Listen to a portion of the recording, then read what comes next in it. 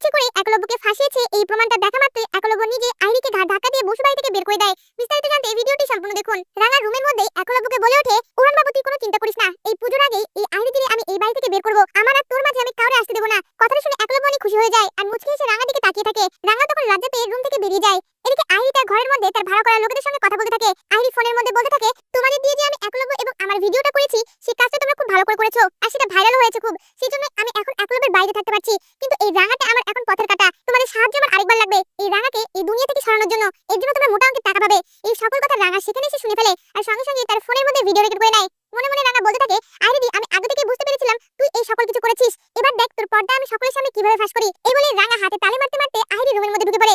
আইরি রাঙাকে দেখা মাত্রই চমকে ওঠে আর মনে মনে বলতে থাকে, রাঙা কি সব কথা শুনে ফেললো। এদিকে রাঙা আইরিকে বলে ওঠে, আইরি আমি ভালো করে বুঝতে পেরেছি তুই এই সকল কিছু করেছিস। আমার উড়ান বাবুর জীবনে ঢোকার জন্য তুই এই নোংরা খেলায় নেমেছিস, আমার উড়ান বাবুর গায়ে কাই মাখিয়েছিস, তোকে তো আমি ছাড়বো না। এবার দেখ আমি তোর সঙ্গে কি করি। তখন আইরি ভয় পেয়ে যায়। এরপর দেখা যায় রাঙা আইরির হাত ধরে টেনে সকলের সামনে ড্রয়িং রুমে নিয়ে আসে আর চিৎকার করে বাড়ির সকলকে ডাকতে থাকে। রাঙা চিৎকার শুনে একলব্যের বাবা মা সহ বাড়ির সকলেই সেই ড্রয়িং রুমে চলে আসে। এদিকে রাঙা বাড়ির সকলের সামনে বলে ওঠে, আমি তোদেরকে বলেছিলাম না আইরি এই সকল কিছু প্ল্যান করে বসু বাড়িতে ঢুকেছে, আজ আমি সেটা নিজের কানে শুনেছি। আইরি প্ল্যান করে তার সঙ্গে উড়ান বাবুর ভিডিও বানিয়ে তার ভাড়া করা লোক দিয়ে সেই ভিডিওটা ভাইরাল করেছে।